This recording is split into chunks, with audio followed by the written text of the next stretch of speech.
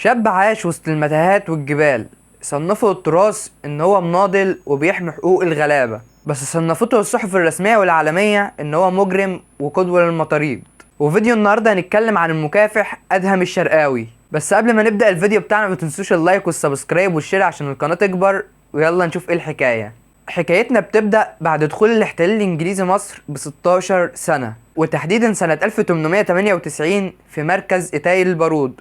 والمكان ده ما كانش حد يسمع عنه غير اهله بس، لحد ما جاء ادهم الشرقاوي وخلاه يتذكر في التاريخ لحد النهارده. اسمه الحقيقي ادهم عبد الحليم عبد الرحمن الشرقاوي، مواليد 1898، وكان من الابطال المصريين البارزين اللي قاوموا الاحتلال الانجليزي في مصر. ابو عبد الحليم الشرقاوي وكان من اعيان البلد، والناس كلها كانت بتحبه وبتعمل لكلمته الف حساب. وكان عنده عمين، الاول عبد المجيد بيك وده كان عمدة القرية، والتاني الحاج محمود الشرقاوي وكان من اعيان القرية زي ابوه. وعيلة ادهم الشرقاوي في الوقت ده كانت من اغنى العائلات في القرية. ويقول ان الحاج محمود الشرقاوي عم ادهم كان دايما بيقف في صف المظلومين وبيساعد الفلاحين من ظلم الاحتلال الانجليزي، لان الاحتلال الانجليزي كان بيجبرهم يبيعوا المحاصيل بتاعتهم اقل من سعرها بكتير وبسعر التراب حرفيا، وده كان ظلم كبير جدا ليهم. والحاج محمود كان دايما بيعترض على بيع المحاصيل بالاسعار دي لانها تسوى اكتر من كده بكتير، وبالرغم من ان هو مقتدر ماديا الا ان هو مصمم يساعد الفلاحين لان هو مش راضي بالظلم ده. وده كان مسبب له مشاكل مع اخوه عبد المجيد بيك اللي هو عمدة القرية، لان هو كان مولي للاحتلال الانجليزي وما بيفرقش معاه غير مصلحته وبس. ومصلحته وقتها ان هو كان ياخد المحاصيل ويبيعها للحاكم الانجليزي بالاسعار اللي هم كانوا متفقين عليها. وكانت علاقتهم كويسه جدا مع بعض لان عبد المجيد كان بينفذ له كل طلباته اللي هو بيحتاجها ودايما في ظهره. ومع الوقت بدأت علاقة عبد الحميد تبوظ مع اخواته بسبب انه كان بيساعد الانجليز وموال ليهم جدا، وكانوا شايفينه انه خاين بسبب معاملته مع الانجليز. وانا كمان على فكرة شايف ان هو خاين. وفي الفترة دي ادهم الشرقاوي كان بيدرس في مدرسة الشرباجي للغات في مدينة كفر الزيات. وفي الوقت ده اصلا اللي كان بياخد الابتدائية كان اسمه بيتكتب في الجرايد في اول صفحة. وكمل ادهم دراسته لحد الثانوية. بس سمع بقى عن موت عمه الحاج محمود الشرقاوي انه اتقتل على ايد واحد من العساكر الانجليز، فقرر عمنا ادهم ان هو يسيب التعليم ويروح لقريته عشان ينتقم لعمه محمود. بس ادهم الشرقاوي بقى كان ذكي جدا ومتعلم، وعرف ان لو حد عرف اللي في دماغه هيتقتل وقتها على طول.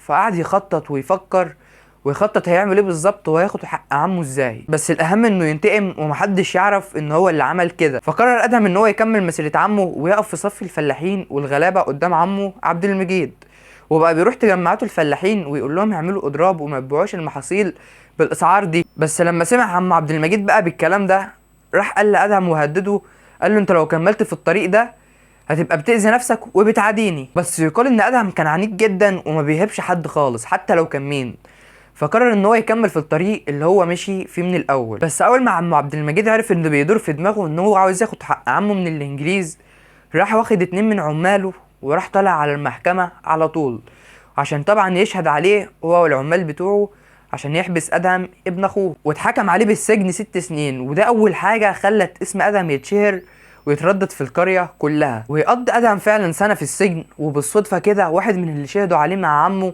دخل السجن هو كمان في اول سنة، وحصل بينهم مشادة كلامية وخناقة. راح ادهم قتله لانه طبعا كان شاهد عليه زور، واتحكم وقتها بالسجن المؤبد على ادهم. وفي الوقت اللي ادهم بيقضي فيه السجن بتاعه قامت ثورة 19، وبدأ فعلا الشعب المصري ينزل كله في الشوارع ويطالبوا باستقلال مصر عن بريطانيا. وعلى فكرة ثورة 19 من أهم الأحداث اللي حصلت في تاريخ مصر الحديث. وفي أول أيام الثورة هجم شوية ثوار على سجن الإيمان ترى عشان يخرجوا المساجين اللي موجودة هناك لأن معظمهم فلاحين ومظلومين، واتسجنوا عشان يعترضوا على سياسة الاحتلال. وبالصدفة هو نفس السجن اللي موجود فيه ادهم الشرقاوي. وادهم راح مسخن المساجين بكلمتين وشجعهم وعشان يشاركوا في التمرد اللي عمله، ودخلوا في معركة قوية مع جنود الاحتلال اللي كانت بتحرس السجن، وقدروا ان هم يخلصوا على 50 فرد منهم وقدروا يهربوا.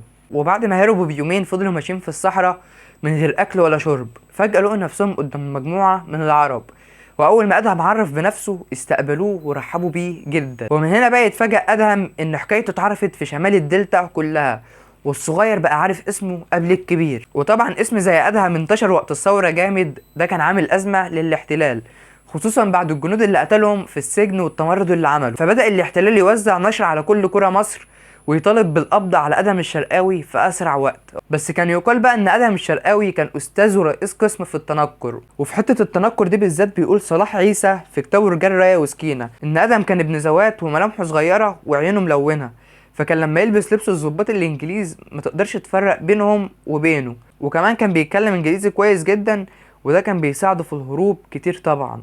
وكان مدعوم جدا من كل اهل الدلتا لانهم كانوا شايفينه بطل قومي. وبدأ الاشقياء وولاد الليل ينضموا لادهم، والاشقياء دول اللي كانوا خارجين عن القانون، وده كان لقب في الثمانينات في الصعيد. الاشقياء دول ما كانش كلهم خارجين على القانون، لان جزء كبير منهم كان بيتمرد على الاحتلال وبيعارضه، بس الاحتلال بقى كان بيتبع سياسة التشويه لاي حد بيعارضه. ولان الاهالي كلهم كانوا عارفين الحقيقة، بدأ جزء كبير منهم ينضم لادهم الشرقاوي. وبعد ما ادهم الشرقاوي بقى تحت ايده رجاله كتير واشبه بجيش صغير، راح ادهم حاطط خطه عشان يقطعوا الطريق على قطر جاي من اسكندريه للقاهره، والقطر ده كان فيه عساكر واسلحه كتير، وقدر فعلا ادهم ان هو ياخد كل الاسلحه، وده كان الهدف منه. وخد اكبر عدد من الاسلحه اللي هو يتسلح بيه هو ورجالته، والباقي يتوزع على الثوار. واللي ساعده على الهروب وقتها ضابط مصري ومرضيش يكشف عن اسمه عشان ما يحصلوش اي ضرر. وطبعا ادهم الشرقاوي كان عامل لهم حرقان، فكان كل هم الانجليز ان هم يخلصوا من ادهم الشرقاوي، لان كانت هتبقى ضربه قويه جدا